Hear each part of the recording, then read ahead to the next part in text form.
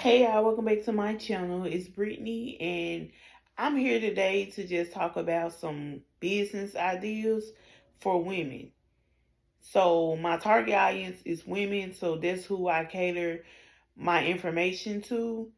A lot of people like to think that as women, the businesses that we can start are businesses that relate to fashion, that relate to cosmetics like lip gloss, false lashes. Um, and it seemed like, I know it seems like everybody are starting those businesses and they seem kind of saturated. But in this video, I don't even want to discuss lash business, just cosmetics in general, fashion. All those are great. But I do want y'all to think deeper. There are other things. Now, if you just love lashes or you want to sell that, there's nothing wrong with that. But if you are looking for something different, today I'm going to be sharing with you 10 different businesses that you can start as a woman. Number one is virtual assistant. You can offer administrative support to businesses remotely. So this is a business that you can start and do from your anything from answering phones, writing emails, designing marketing material, whatever the scope of your skills is, you can put that out there for others to hire you. Being a virtual assistant is very lucrative. If you offer to do marketing for someone, obviously that's going to pay more than if you were simply answering emails for that person. So that's virtual assistant. Number two is freelance writing. Now, this is something that I still do to this day. Freelance writing has made me a good deal of money, and so I wholeheartedly believe that if you enjoy writing or if you just know how to write, even if, maybe you don't enjoy it yet, but once you start writing for different clients and things that you take a great interest in, because that's one of the things you want to do. When you decide to become a freelance writer, write on the topic that you know a good deal about or that you're able to research and write as if you know a lot about it. There are some entry level freelance writing gigs that you could do, and you can find some of those on places like Upwork and Fiverr.com. And you can write articles, blogs, or copy for people websites. So being a freelance writing was amazing for me. And I've done it for years and I've made money from it, and good money. So I definitely recommend trying freelance writing. And let's go about the way. So I definitely recommend freelance writing. The third thing that you could try is online tutoring. So you want to teach subjects that you are proficient in. It would not be a good idea to sign up to tutor kids or adults in a subject that you know nothing about. I wouldn't recommend that. But if you have a subject that you're really good in, you could offer your services to tutor individuals in that subject or on that subject. Okay. 4 is social media management. Media management does deserve a number of its own, a section of its own, because there are a lot of moving pieces when it comes to social media management that a lot of people don't understand. And social media is a big aspect of just about every single business that I know of. just about everybody uses social media to run their business, to manage their businesses, public profile, basically. And so what they put on social media can make or break their business. So they want to hire someone 9 times out of 10 because they don't know how to manage their social media, or they don't have time to keep up with a content calendar or a schedule. So they hire out for this kind of position, and they want someone that knows what they're doing, that can get the job done, that has amazing time management skills, that's very organized, detail oriented, and you are a pro at social media. Being good at social media is very important for social media managing. Now, if you're not good at social media right now, there are some courses you could take that will teach you how to become a social media manager. But all in all, you have to be willing and ready to put in the work. And that's with any of these. None of this is going to just happen for you. None of this is just going to fall into your lap. You have to be willing and ready to put forth the effort to become a virtual assistant, to become a freelance writer, to become even an online tutor. That might not seem like a big deal or anything that you have to know a lot about, but it does take time and effort. And without effort, you won't be able to be successful in these areas. So just keep that in mind. Okay, 5 is homemade crafts. You can sell handmade items on platforms like Etsy, Shopify, T-Lunch, Redbubble, and there are several others that you can use. The ones that I use is Etsy, and I'm getting ready to start my Shopify back up. So, homemade crafts could be anything. You could make homemade jewelry, such as earrings, necklaces, bracelets. Those are big sellers. And also you could do t-shirts, sweatshirts. You could make apparel that speaks to a certain audience. You want to stand out and be different. You don't want to just throw out t-shirts, throw out sweatshirts with any kind of design on them. It's important that you stand out from the crowd because, yes, t-shirts are saturated. Yes, sweatshirts are saturated niche. But there are niches within a niche. So you may sell t-shirts like a billion other people. I'm not sure if it's a billion other people selling t-shirts, but I'm just saying. A million. Let's just say we can kind of be sure there's at least a million people selling t-shirts. So, to be different, you want to try to make your own designs. It can be text-based designs. It can be artsy designs. Whatever you're most comfortable with. Those are the kind of designs that you should be creating. And you could keep it seasonal. You could sell t-shirts and tank tops in the summer, spring months.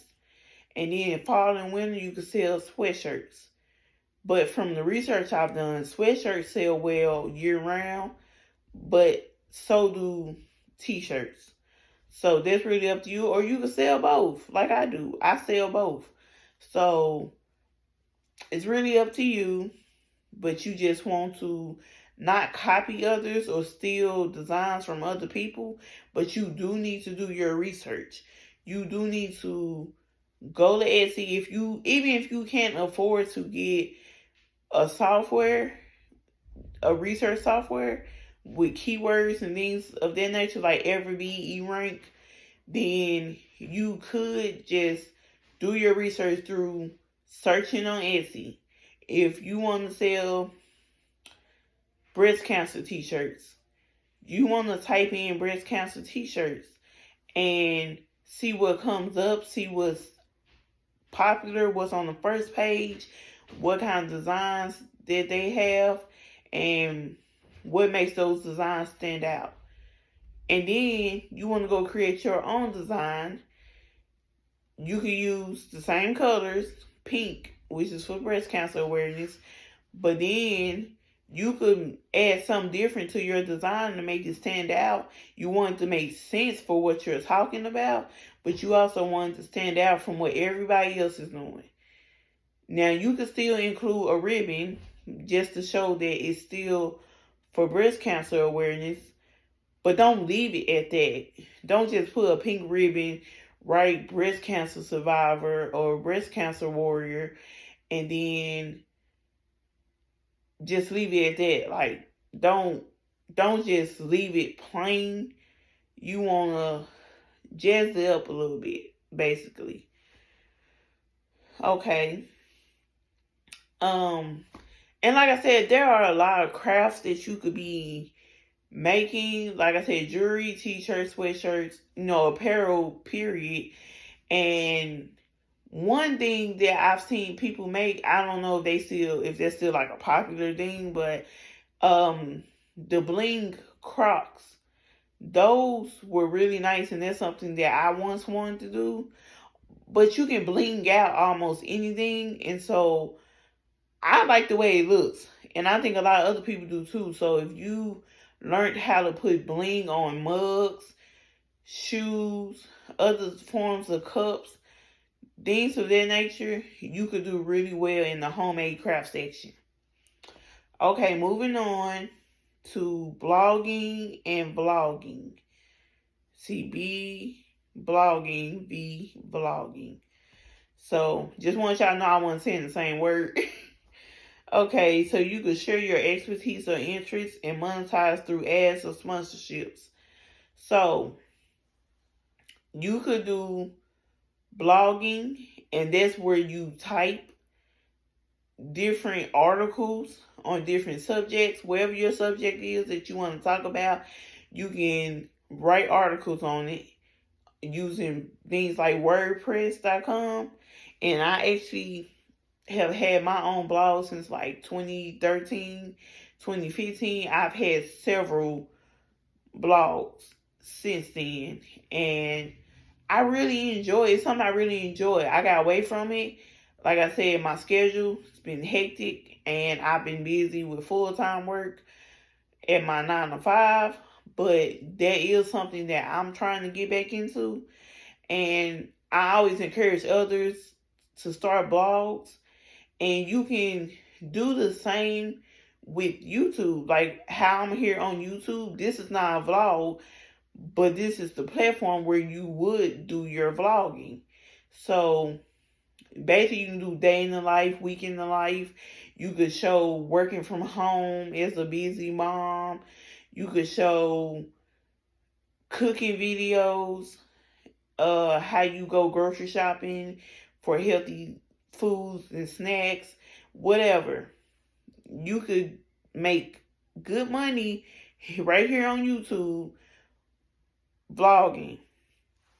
You can make good money blogging on WordPress.com. If you ever heard of Making Sense of Sense, Michelle Scroller Gardner, she has gotten rich off of her blog. She's had it, I think, over 10 years now. Nevertheless, there's money to be made in blogging. I promise you there is. Okay. So we're going to go to online coaching. I'm also an online coach. I coach on confidence and self-love and just women's empowerment. Like, I love empowering other women to do things that they may have originally felt like they couldn't do. And that's something that you could do. If whatever you're good at, you could coach people on that. If you're good at writing, You could coach people. You could be a writing coach if you're good at relationships.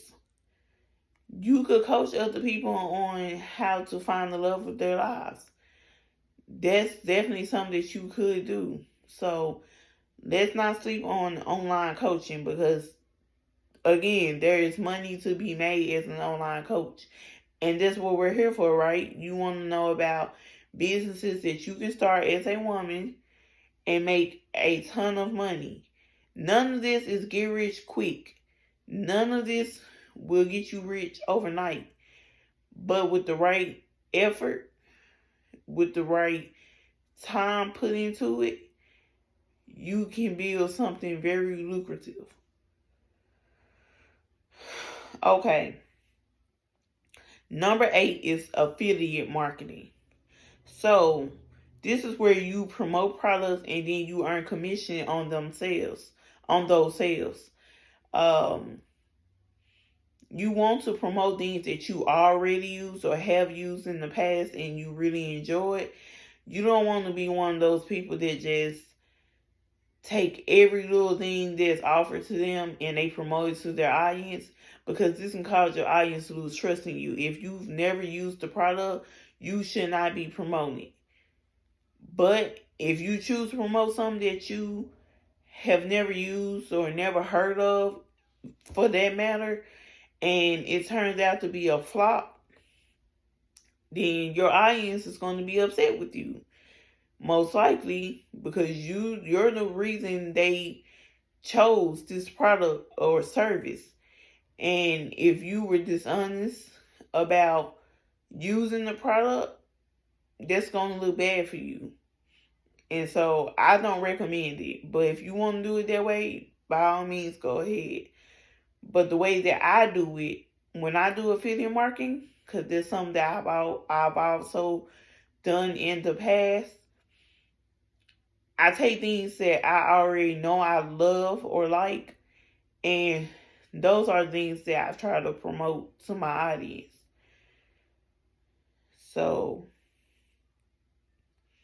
I said there was going to be 10, but in light of a certain situation that happened, um, I'm going to leave one of these off. One, it's something that took place in the news involving some dogs, and so because of that, I'm not going to mention one of the businesses that I had on the list.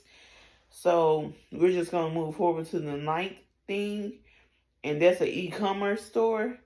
And with an e-commerce store, you can sell almost anything. I'm not going to say anything, but you can sell a lot of items.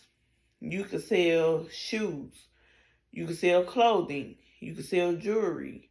You can sell makeup. The sky is the limit when it comes to e-commerce.